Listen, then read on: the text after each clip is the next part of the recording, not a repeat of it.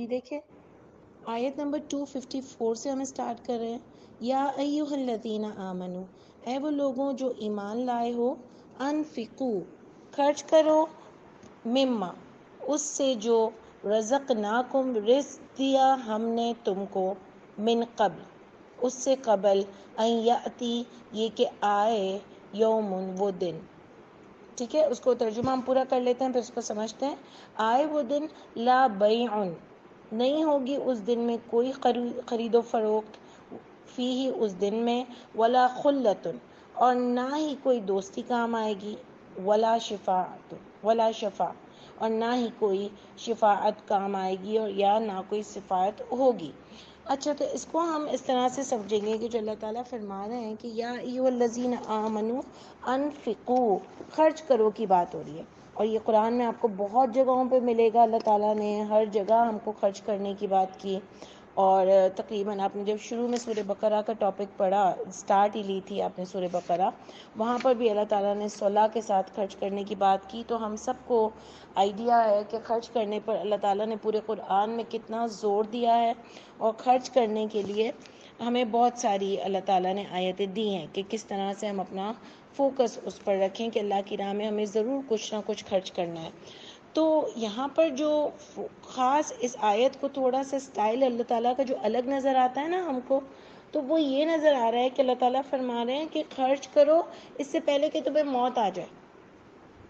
ٹھیک ہے نا، تھوڑا سا جو ڈفرینٹ سٹائل یہاں پر اللہ تعالیٰ کا ہم کو نظر آیا. لیکن کیا خرچ کرو تو اس سے ہم کو ایک عقیدہ ملتا ہے. پہلے تو ہم اس کو ڈسکس کر لیں گے کہ اس سے ہم کو ایک عقیدہ ملتا ہے کہ کیا ہے، مرنے سے پہلے اگر خرچ کر لوں تو بعد میں بچے صدقہ کر دیں گے، ہم تو آئے دن کچھ نہ کسی کے نام پر کرتے رہتے ہیں. تو کیوں اللہ تعالیٰ اس بات پر اتنا فوکس دلا رہے ہیں ہم کو کہ مرنے سے پہلے خرچ کرو. اس دن کوئی تجارت نہیں ہوگی، کوئی دوستی نہیں ہوگی، کوئی شفاعت نہیں ہوگی. یعنی مرنے سے پہلے جو تم نے خرچ کیا ہوا ہوگا نا، وہی تمہیں کام آنے والا ہے. کسی اور کا پیچھے سے یہ صدقہ کر دے گا تو یہ کر لے گا، بچے یوں صدقہ کر دیں گے تو ہم نے اپنی ماں کو یہ صدقہ کر دیا، ہم نے اتنے پڑھ کے یوں بخش دیے، ہم نے اس کے نام پہ حج عمرے کر دیے. یہ کچھ بھی ادھر سے ہم کو مل نہیں رہا. یہ بڑی امپورٹنٹ آیت ہے، ہمارے عقیدے کے اوپر بیس کرتی ہے کہ ہم نے تو بہت ساری چیزیں بنا لی نا کہ بھئی اس کے نام کا یہ کر دیا، میں نے اس کے نام کی قربانی کر دی، اس کے نام کا حج کر دیا، اس کے نام کے عمرے کر دیے، اس کو نفل پڑھ کے بخش دیے، اس کو قرآن پڑھ کے بخش دیا. تو ہم تو اس طرح سے سب چیزیں چل رہے ہیں، اور اس کو تو بڑے بڑے مفکر اور معلم اس کو بولتے ہیں کہ ہاں یہ بات صحیح ہے اور پہنچتا ہے ان کو. لیکن اللہ تعالیٰ مجھے اور آپ کو یہاں کیا بتا رہے ہیں کہ کوئی مرنے سے پہلے کر لو. جو بات یہاں پر ہوئی کہ مرنے سے پہلے کر لو، بعد میں کوئی چیز بھی کام نہیں آئے گی. تو اس پر ہم تھوڑا سا اور بھی ڈسکس کریں گے انہی چیزوں پر. لیکن میں آپ کو یہاں پر رزقناکم پر بات کر رہی ہوں. رزقناکم پہ ہم لیتے ہیں بیسکلی تو یہ آیت خرچ کرنے پر ہی ہے اور پیسہ خرچ کرنے پر ہی بات آ رہی ہے. لیکن اس میں ہم تمام چیزیں لے لیں گے کہ ہماری اولاد کو ہم کس طرح سے اللہ کی راہ میں خرچ کر سکتے ہیں، اللہ نے جو تندرستی دی ہے اس کو کیسے ہم اللہ کی راہ میں کب تک اور اپنے مرنے سے پہلے یا جب ہم ہیلدی نہ رہیں، جیسے بڑھاپے میں، اس سے پہلے ہم جتنا اللہ کی راہ میں خوب اپنی جان سے، اپنی ہر چیز سے جو اللہ نے ہم کو ایبیلٹیز دی ہیں، اس سے ہم جتنا اللہ کی راہ میں وقت لگا سکتے ہیں نا اتنا ہم لگا لیں. اگر ہم سب کو اس میں لے لیں، دیکھیں میں بار بار کہوں گی یہ آیت امپورٹنٹلی تو پیسہ خرچ کرنے کی، مال خرچ کرنے کی بات ہو رہی ہے، لیکن ہم اس میں اور بھی چیزیں لیں گے رزقناکم پہ تاکہ ہم اپنے آپ کو ٹھیک کر سکیں. ٹھیک ہے نا، یہ تو کلاس ہم لیتے ہی اس لیے ہیں کہ ہم اپنے آپ کو ٹھیک کر سکیں اور ہماری کچھ اچھی چیزیں ہمارے اندر ہم ڈیولپ کر سکیں. تو دیکھیں بات یہاں پر کیا ہوئی کہ اپنی ایبیلٹیز کو، اپنی جان کو، تندرستی کو، میں بار بار کہوں گی دیکھیں تندرستی اللہ تعالیٰ ہم سب کو ہمیشہ تندرست رکھیں، کبھی کسی کا محتاج نہ کریں. لیکن آپ دیکھو کہ تندرستی ہمیشہ بہت ساری جگہوں پر نہیں رہتی ہے، ہمیں اتنی ہمت نہیں ہوتی ہے، ہماری اتنی جانیں نہیں چل رہی ہوتی ہیں. جیسے جیسے ہماری عمر بڑھتی ہے ہم کو اس بات کا اندازہ ہوتا ہے. تو جتنا میں اور آپ اپنی تندرستی کے دنوں میں اللہ کے لیے کام کر سکتے ہیں نا، ہم پورے زور کے ساتھ اس کو انشاءاللہ تعالیٰ کر لیں. تو آپ دیکھو کہ ایک تو یہ اولاد ہمارا مال، یہ سب چیزیں رزقناکم میں آئیں گی. اور جو خوبی اللہ تعالیٰ نے کسی کو بولنے کی صلاحیت دی ہوتی ہے، کسی کو لکھنے کی صلاحیت دی ہوتی ہے، ہر ایک میں کوئی نہ کوئی صلاحیت ہوتی ہے. اللہ تعالیٰ نے سب کو صلاحیتیں دی ہیں، تو وہ جو بھی اللہ تعالیٰ نے اس کو صلاحیت دی ہے نا، وہ اللہ کی راہ میں اس کو یوز کرے، لوگوں کی خدمت کرنے میں یوز کرے. یہ سب چیزیں اس میں ہم لیں گے. ٹھیک ہے نا. تو ہم ڈسکس کر رہے تھے کہ یہ بڑے عقیدے کا پہلو ہے، یہ انفقو اور مرنے سے پہلے. ٹھیک ہے نا. ایک تو مرنے سے پہلے کی جو بات ہے نا، اس کو ہم ذرا ڈسکس کر لیں. اور اس کو ہم کیا ڈسکس کر رہے تھے کہ پیچھے سے کوئی بھی کچھ کرے نا، وہ آپ کے کام نہیں آنے والا. سمجھ آئی؟ وہ آپ کو اپنے مرنے سے پہلے اپنا حصہ پورا کر کے جانا ہے. یہ جو ہم نے اتنی بڑی بنیاد ایک غلط عقیدے پر رکھ دی ہے کہ بعد میں یہ صدقہ کر دوں گی اور میں اپنے ماں باپ پہ یہ بخش دوں گی اور میں نے یوں پیسے دے دیے ہیں، یہ سب کچھ بھی کام نہیں آنے والا. ٹھیک ہے نا. اپنے لیے آپ دیکھیں، آپ نے اولاد کو نیک تعلیم دی، وہ بعد میں بھی نیک رہا، ضرور کام آئے گا. آپ نے کسی غریب کا وہ زندگی میں بھی کام آئے گا اگر اولاد نیکیاں کرتی رہی اور آپ نے اس کو وہ سکھایا تھا. اگر کسی غریب کا آپ نے ایک بلینکٹ بھی اس کو اوڑھنے کے لیے دے دیا ہے نا، تو جب تک وہ اس سے اپنی حاجت پوری کرتا رہے گا نا، آپ کو اس کا فائدہ ملے گا. آپ نے کسی کو پانی کی لائن لگا دی. میں صرف پانی پینے کے لیے، ہمارے یہاں کنواں کھدوانے کا بھی بہت ایک الگ سا ہی کچھ پورا پتہ نہیں کچھ الگ سے ہی ثواب بنا لیے ہیں. میں اس پر نہیں بات کر رہی ہوں. میں بات کر رہی ہوں کہ کسی کو کسی چیز کی بھی کمی ہو، جو کہ پانی کا بھی آج کل لوگوں کو بہت مسئلہ ہے، گیس کے مسئلے بیچ میں آئے تھے. آپ نے کسی کا بھی کوئی مسئلہ حل کروا دیا، وہ زندگی میں بھی کام آئے گا. جب تک وہ یوز کرتا رہے گا اس کو کام آئے گا. آپ نے حق بات کی دنیا میں، جو اللہ نے ہم کو سمجھائی، میں نے اور آپ نے اگر وہ بات کی، وہ ہمارے کام آئے گی صدا، کہ ہم نے حق کو اس میں پھیلایا تھا، ہم نے حق کو لوگوں کے سامنے رکھا تھا. جو بھی اس پر چلے گا انشاءاللہ تعالیٰ وہ کام آئے گا. تو باقی چیزیں مرنے کے بعد کچھ بھی کام نہیں آتی ہیں. چاہے پیچھے سے آپ کے کچھ اولادیں صدقہ کرتی رہیں، وہ تو ان کا ہو گیا نا، تو وہ آپ کریں گے، اس کا ان کو فائدہ ہوگا. آپ کو اپنے مرنے سے پہلے فائدہ ہوگا. اس میں دیکھیں عقیدے کے لحاظ سے اگر قرآن میں آپ دیکھو تو ایک آیت آتی ہے کہ کاش مجھے تھوڑا وقت مل جاتا تو میں صدقہ کر دیتا. یہ قرآن میں ہی آیت آتی ہے کہ کاش. کیوں بول رہا ہے ایسا؟ پیچھے اس کے بچے کر دیں گے نا، پیچھے اور اس کے لیے کچھ بھی ہو جائے گا نا، وہ کہہ رہا ہے کاش مجھے تھوڑا وقت مل جاتا اور میں صدقہ کر دیتا. یعنی افسوس ہوگا بعد میں اگر ہم نے اللہ کی راہ میں خرچہ نہیں کیا، تو مرنے کے بعد مجھے اور آپ کو افسوس ہوگا کہ میں کر لیتی شاید، تو وہ میرے کام آتا. اب اس سے بھی آپ کو ایک عقیدہ کلیئر ہو رہا ہے آپ کا کہ جو میں اور آپ خود خرچ کر کے جائیں گے وہی مجھے اور آپ کو کام کرنے آنے والا ہے. جو میں اور آپ خود عمل کر کے جائیں گے وہی مجھے اور آپ کو کام آنے والا ہے، اور کسی کی کوئی عمل مجھے اور آپ کو کام آنے والے نہیں ہیں. پھر قرآن میں دوسری آیت آتی ہے کہ لنا اعمالنا ولکم اعمالکم، تمہارے لیے تمہارے عمل اور ہمارے لیے ہمارے عمل. یہ سب کے لیے بات ہے. ان کو وہ تو ایک ڈسکشن ہو رہی تھی اور اس پہ کہا کہ ہم آپ کی بات نہیں مانتے، تو اس پر نبی کریم صلی اللہ علیہ وسلم نے فرمایا کہ تمہارے لیے تمہارے اعمال اور ہمارے لیے ہمارے اعمال. تو اس سے بھی ہم کو ایک عقیدہ ملتا ہے کہ انڈیویجولی سب کے اعمال کاؤنٹ ہوں گے اپنے اپنے. کوئی کسی کو کچھ دے نہیں سکتا، کوئی کسی سے کچھ لے نہیں سکتا. ٹھیک ہے. اس کے بعد آتی ہے آیت کہ لہا ما کسبت وعلیہا مکتسبت، اس کے لیے جو کمایا اس نے، اور اس کے لیے جس نے جو کام کیا نا، جو عمل جس نے کیا اس کے لیے وہی کام آیا. یعنی کوئی کسی کا بوجھ نہیں اٹھائے گا، کوئی کسی کے عمل سے کسی کا کوئی واسطہ نہیں ہے، کوئی کسی کو ثواب دے نہیں سکتا. تو میں آپ کو آیت اس لیے بتا رہی ہوں کہ ہمارے عقیدے کو ہم کلیئر کرنا چاہ رہے ہیں. ٹھیک ہے، کہ ہم اپنی زندگی میں جتنا ہو سکے اپنے لیے کام کریں، اور سب کو یہ بتا دیں کہ کسی کا کوئی عمل، کسی کا کوئی خرچ کرنا کسی کے لیے نہیں پہنچ سکتا. ایون آپ دیکھو گے سورہ مومن کی جو آیتیں آتی ہیں اس پر آپ دیکھو گے کہ اس میں بات آتی ہے بعد میں جب فرشتے دعا کر رہے ہوتے ہیں لوگوں کے لیے. وہ بھی آپ دیکھو فرشتے بھی صرف ایمان والوں کے لیے دعا کرتے ہیں، کسی بھی اور کے لیے دعا نہیں کر رہے ہوتے. ٹھیک ہے نا. ایمان والوں کے لیے دعا کرتے ہیں، یعنی ہمارا خود کا ایمان والا ہونا ضروری ہے، کیونکہ ابھی ہم کیا بات کر رہے ہیں کہ میرے اور آپ کے مرنے کے بعد کیا کام آنے والا ہے.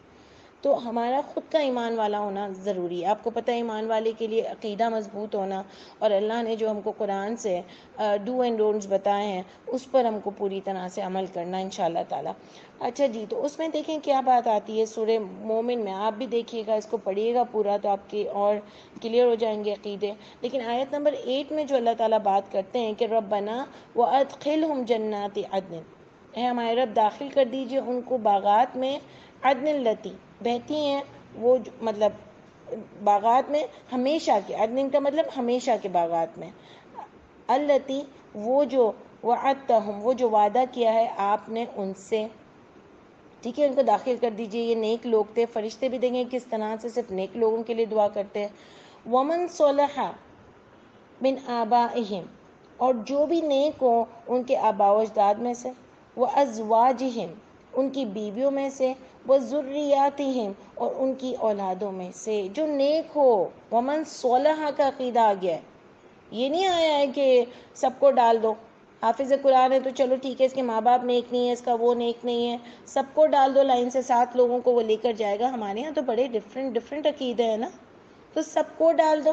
ایسی کوئی بات یہاں پر نہیں ہم کو مل رہی ہے کہ سب کو ڈال دو. کہہ رہے اگر وہ نیک ہوں گے، نیک لوگوں کو تو آپ ڈالے ہی ڈالیں، اور اگر وہ بھی نیک ہوں تو ان کو بھی ڈال دیں. یہ بات آ رہی ہے یہاں پر. تو اس سے ہمارا عقیدہ کلیئر ہوا کہ آپ کو خود کو سب کو اپنا اپنا کر کے جانا ہے. اور کتنے ملتے ہیں، نوح علیہ السلام کا بیٹا، لوط علیہ السلام کی بیوی، کتنی ہم کو قرآن سے چیزیں مل رہی ہیں کہ آپ دیکھو کہ نبی کریم صلی اللہ علیہ وسلم نے فرمایا میں تو خود اپنے لیے اختیار نہیں رکھتا.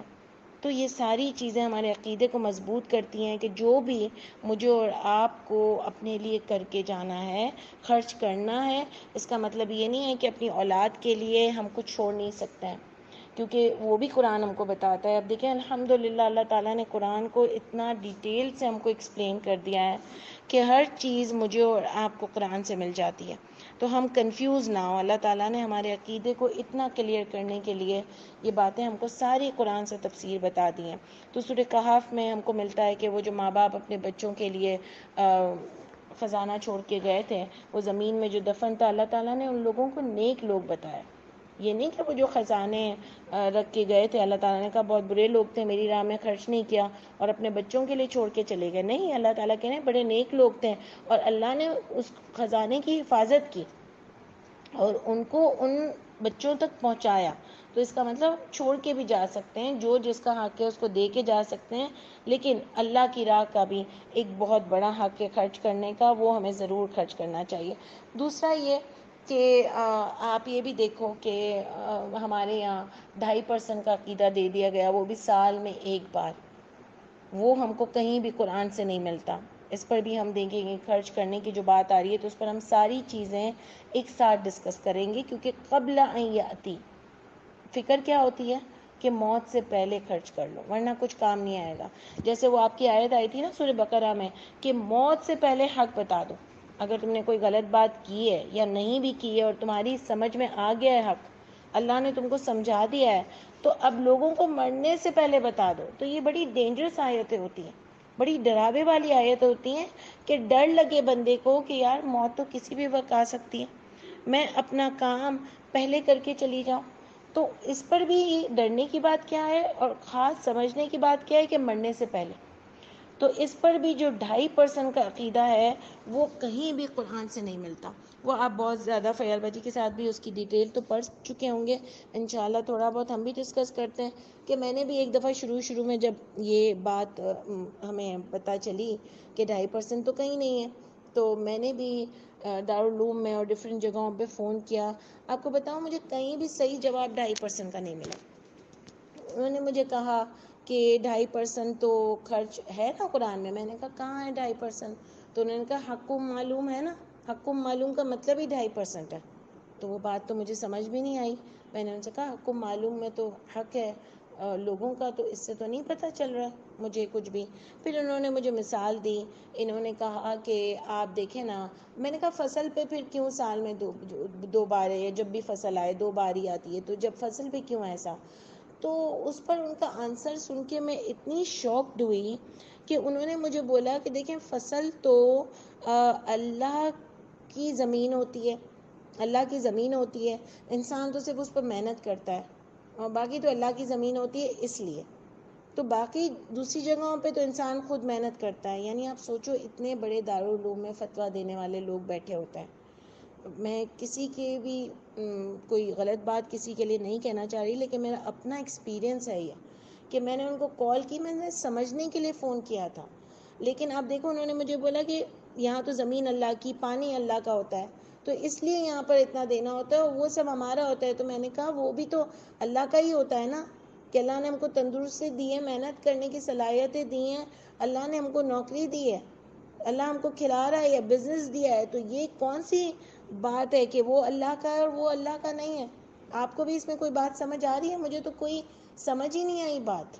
اور پھر میں اس نتیجے پر پہنچی کہ ان کے پاس بھی کوئی ٹھوس ثبوت نہیں ہے، کیونکہ حدیث میں بھی 2.5% کی بات نہیں آ رہی ہے. یہ تو بعد میں اجتہاد ہوا اور اس پہ لوگوں نے جا کے یہ بات کی، تو اس وقت مجھے بات سمجھ آئی کہ ان کے پاس بھی کوئی ثبوت نہیں. تو ہم نے کیا لیا کہ پورے قرآن میں خرچ کرو خرچ کرو خرچ کرو. تو کیا کریں؟ تو پھر آپ کو پتہ ہے کہ وَاعْلَمُوا کے جو سپارہ ہے اس میں ہم کو پہلی آیت ملی کہ اگر تمہیں جنگ کر رہے ہو اور مال غنیمت ملے تو 5واں حصہ اللہ کے لیے نکالو.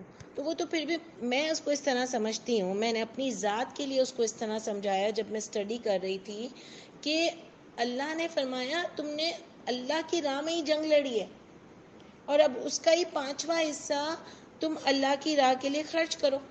یعنی میں نے اس کو اس طرح سے سمجھا کہ اللہ نے فرمایا کہ تم نے اللہ کی راہ میں یہ خرچہ کیا، اللہ کی راہ کے لیے ہی تم نے جنگ لڑی ہے، یعنی محنت کی، جان کی بازی لگائی، تم نے سب کیا. پھر بھی اللہ تعالیٰ فرماتے ہیں کہ جو بھی تم کو ملا ہے نا وہ تم میری راہ میں اس کا 5واں حصہ خرچ کرو. وہ تو میں ورنہ پہلے ہی یہ سمجھ رہی تھی کہ یہ تو محنت بھی انہوں نے اللہ کے لیے کی، جان کی بازیاں بھی لگائیں، اور پھر بھی اللہ کی راہ میں 5واں حصہ خرچ کرنا ہے، تو میں کیا چیز ہوں؟ اب جو جائے جنگ ہوئی ہو یا نہیں ہوئی ہو، لیکن وہ نکلے تھے اللہ کی راہ میں. تو اب کچھ بھی ہوا ہو لیکن خرچ کرنا ان کو پھر بھی پڑا تھا. تو میں اور آپ کیا چیز ہیں؟ تو اسی لیے میں یہ 20% کا جب مجھے فیلبا جی نے سمجھایا ہم لوگوں کو اور میں نے بھی اس پہ اسٹڈی کیا، تو اس پر ہی پھر مجھے یہ ہوا کہ ظاہر ہے پھر ہمیں تو خرچ کرنا ہی کرنا ہے، کہ جتنا ہم کماتے ہیں ایوری ٹائم، جب بھی ہمارا مہینے پہ آتا ہے، کبھی بھی آتا ہے، جیسے بھی بزنس ہو، لیکن جیسے جیسے پیسہ آتا ہے، جو بھی آتا ہے، ہم کو اللہ کی راہ میں اس کا اتنا خرچ کرنا ہے. چلو کوئی بہت زیادہ اس پر بہت لمبی ڈسکشن ہے انشاءاللہ تعالیٰ کہ 20% ہم کس کو فورس کر سکتے ہیں اور کس کو نہیں کر سکتے، کہ لمبی اس پر ڈیٹیل چلی جائے گی، تو وہ پھر انشاءاللہ ہم کبھی کریں گے دوبارہ. لیکن یہاں پر یہ ہے کہ مجھے ایک ملا کہ جتنا آپ سے ہو سکے وہ آپ زیادہ سے زیادہ اللہ کی راہ میں نکالو، اور جیسے ہی کمائی آپ کے ہاتھ میں آئے اسی وقت آپ اللہ کی راہ میں نکالو. یہ نہیں کہ سال میں ایک دفعہ آپ نکالو اور باقی تو آپ نے خرچ کر لیے ٹرپس پر اور اس پر اس پر، زیور بنا لیے، کپڑے بنا لیے، وہ کر لیا، اور بعد میں اللہ کی راہ میں سال میں ایک دفعہ جا کر آپ نے نکالا. یہ کہیں سے بھی ہم کو قرآن سے نہیں ملتا. غنیمت والوں کے لیے بھی یہی بات ہوئی، باغ والوں کے لیے بھی یہی بات ہوئی، اور ہر جگہ یہ بات ہو رہی ہے کہ خرچ کرو خرچ کرو خرچ کرو. تو اسی لیے اب مجھے اور آپ کو اپنا فیصلہ خود کرنا ہے کہ مجھے کیا کرنا ہے. جو بھی کرنا ہے مجھے وقت سے پہلے کرنا ہے کہ میری موت آ جائے، اور اپنا مال اللہ کی راہ میں خرچ کرنا ہے. اور اس کے بعد کلیئر بات کیا آئی کہ ولا بیعن، اور نہ کوئی تجارت ہوگی اس دن، یعنی اس دن کچھ بھی کام نہیں آئے گا. جو تم خرچ کر کے آئے ہو وہی تم کو اس دن اس کا پھل ملے گا. تجارت لین دین نہیں ہو سکتی اس دن، تم کچھ دے نہیں سکتے. جیسے اس نے کہا نا مرنے والے نے کہ اس نے کہا نا مرنے والے نے کہ کاش مجھے تھوڑا وقت مل جاتا تو میں صدقہ کرتا. یہ کہا نا اس نے، ایسا کوئی تجارت اس دن نہیں ہوگی. اس نے بھی کاش بولا جو اللہ تعالیٰ نے ہم کو آیت بتائی، یعنی یہ ہو نہیں سکتا. ٹھیک ہے، تو یہ بات ہماری کلیئر ہوئی. ولا خلا، اور نہ ہی کوئی دوستی کام آئے گی، کوئی دوستی کام نہیں آئے گی. اب تو الحمدللہ ہمارا یہ کلیئر ہو گیا ہے کہ کوئی بھی دوستی کام نہیں آئے گی. عقیدے میں الحمدللہ مضبوط ہو گئے. ولا شفاع، اور نہ ہی کوئی شفاعت کام آئے گی۔ اللہ تعالیٰ نے یہ بھی مجھے اور آپ کو یہاں پر کلیئر کر دیا کہ کوئی نبی کی بھی شفاعت کام آنے والی نہیں ہے۔ اور جو آپ پڑھیں گے آگے آیت الکرسی میں، اس میں جو آتا ہے کہ وَلَا يُحْيِطُونَ، اور احاطہ کیا ہوا ہے، اللہ تعالیٰ ہر چیز کو جانتے ہیں، یعنی شفاعت کوئی کر سکتا بھی نہیں ہے، کیونکہ اللہ تعالیٰ نے ہر چیز کا احاطہ کیا ہوا ہے، تو کوئی شفاعت کیسے کر سکتا ہے؟ تو کوئی شفاعت کام نہیں آئے گی۔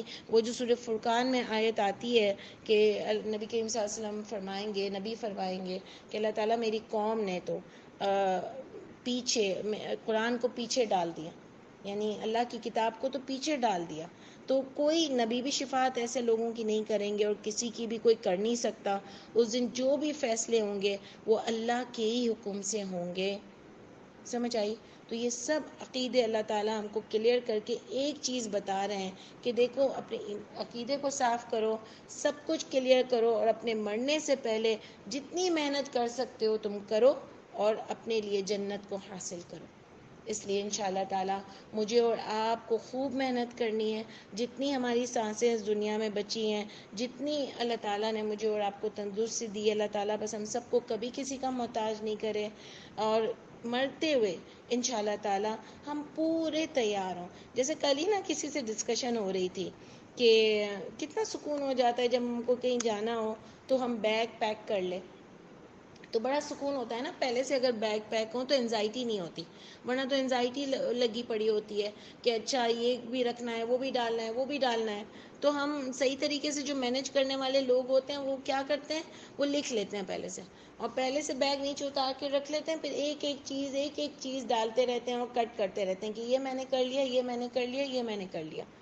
تو اسی طرح ہم لوگ دونوں ڈسکس کر رہے تھے، تو ہم نے کہا کہ ایسے ہی کاش ہم آخرت کی بھی تیاری کریں، کیونکہ وہ بھی تو دنیا سے ہمارا جانے کا وقت ہوا ہوگا نا، ہمیں بھی تو اپنی پیکنگ کرنی ہے نا۔ تو ہمیں پیکنگ کرتے ہوئے یہ نہیں دیکھنا کہ میں نے کیا ہے، کاش ہماری آخرت کی بھی ایسی تیاری ہو کہ اینڈ مومنٹ پہ ہم کو کوئی انزائٹی نہ ہو کہ میں اللہ کو جا کے کیا جواب دوں گی، اور ہم اللہ تعالیٰ کے پاس جانے کے لیے پورے ریڈی ہوں۔ انشاءاللہ اللہ کرے کہ مجھ پر اور آپ پر جو یہ وقت آئے۔ تو میں سمجھتی ہوں کہ سورہ بقرہ میں شاید میں نے ہی آپ کو وہ پہلے بھی سبجیکٹ پڑھایا تھا، اور یہاں بھی تو اچھا ہے کہ میں خود بھی تھوڑا سا صحیح ہو جاؤں، تھوڑا سا فوکسڈ ہو جاؤں کہ اللہ تعالیٰ بار بار جو یہ فرماتے ہیں نا کہ مرنے سے پہلے، یہ میرے لیے میرے دل میں ہمیشہ رہے۔ میں کہتی ہوں اللہ تعالیٰ میرے دل میں اس خوف کو ڈال دیجئے، میری رگوں رگوں میں آپ سے ملاقات کے خوف کو اور امید کو دونوں کو ڈال دیجئے، یعنی خوف اور امید کے بیچ میں ہوتا ہے نا مومن، تو دونوں ڈال دیجئے کہ مجھے آپ سے ملنے کی بہت پیاری امید بھی ہو، اور اللہ تعالیٰ مجھے خوف بھی ہو کہ میں پہلے کام کر لوں تاکہ آپ کے سامنے میں ایک انشاءاللہ تعالیٰ پوری کامیابی کے ساتھ آپ کے سامنے پیش ہوں انشاءاللہ تعالیٰ۔ تو یہ مجھے اور آپ کو بہت فوکس رہنا ہے۔ اور اللہ آگے فرماتے ہیں والکافرون، اور کافر جو بھی اللہ کی آیتوں کا انکار کرتا ہے، جو بھی سارے کافر ہیں، کوئی یہ نہیں ہے کہ اہل کتاب ہیں تو ہندو ہیں تو یہ ہیں، وہ سب کی فکر وہ خود کر لیں گے۔ مجھے اور آپ کو اپنا کافر کا پتہ چل گیا کہ اللہ نے یہاں پر کوئی نام نہیں لیا ہے، صرف سمپل بتا دیے کہ جو بھی کافر ہیں اور جو بھی اللہ تعالیٰ کی آیتوں پر عمل نہیں کر رہے وہ ظالم ہیں، حق مارنے والے ہیں وہ اللہ کا۔ کیونکہ آگے ہی دیکھیں آپ کی سورہ آیت الکرسی سٹارٹ ہو رہی ہے، اللہ لا الہ الا ہو۔ ہم کہتے ہیں اللہ نہیں ہے آپ کے سوا کوئی معبود، کوئی آپ کے سوا معبود نہیں ہے، تو اللہ نے جو حکم دیا ہے نا، یعنی ہم اللہ کے بندے ہیں، ہم اللہ کے غلام ہیں، تو جو اللہ نے حکم دیا ہے نا اگر ہم اس پہ چل نہیں رہے نا تو کوئی فائدہ نہیں ہے ہمارا یہ کہنے کا کہ لا الہ الا ہو، نہیں کوئی معبود سوائے وہ، یہ کہنے کا میرا اور آپ کا پھر کوئی فائدہ نہیں ہے اگر ہم اگر ہم اس بات پر منوان عمل کر کے نہیں دکھاتے ہیں تو اللہ نے فرمایا ظالم ہے جو حق مارے گا، کیونکہ اللہ ہی معبود ہے، جو کچھ آج تو ہے اللہ کی وجہ سے، جو تجھے دیا ہے وہ اللہ نے ہی دیا ہے، اللہ چاہے تو تجھے ایک سیکنڈ میں سب کچھ لے سکتا ہے، تو اسی کی بات نہیں مانتا تو سب سے بڑا ظالم ہے۔ آیت الکرسی میں اگر کہا جائے اور بہت پیارے اسٹائل سے اللہ تعالیٰ نے جو آیت الکرسی میں بتائیں، اس میں اللہ کی وہ صفتیں ہیں جو خاص ہیں، جو ایک جامع تعریف ہیں، جو کسی میں بھی نہیں ہو سکتی. تو کیسے تم اللہ کے ساتھ کسی کو شریک کر سکتے ہو؟ جب اللہ نے جو اپنی ایک خصوصیت بتا دی، تو پھر کیسے اللہ کے علاوہ بھی تم سوچ سکتے ہو کہ کوئی بچا بھی سکتا ہے، کوئی شفاعت بھی کرا سکتا ہے، کوئی ابھی بھی تمہاری بات کو سن رہا ہے؟ کیسے؟ اگر یہ کلیئر تم نے پڑھ لی ہے اور تم کو بات سمجھ آ رہی ہے، حد تو یہ کہ چلے دوسرے تو دوسرے، لیکن جو قرآن کو ایمان لاتے ہیں، قرآن کو پڑھتے ہیں، وہ بھی اللہ کے ساتھ دوسروں کو شریک کرتے ہیں، وہ بھی اللہ کے ساتھ دوسروں کو شریک کرتے ہیں. یعنی اتنا پڑھنے کے بعد بھی، اتنی جامع تعریف پڑھنے کے بعد بھی، اور آیت الکرسی کو بھی ہر وقت وہ لوگ پڑھتے ہیں، پھر بھی بات سمجھ نہیں آتی کہ اللہ کے ساتھ کوئی شریک نہیں کیا جا سکتا. تو انشاءاللہ تعالیٰ اس کو ہم آگے اپنی کلاس میں کل کنٹینیو کریں گے انشاءاللہ تعالیٰ، اور یہاں سے سٹارٹ کریں گے. سبحان ربک رب العزت عما یصفون.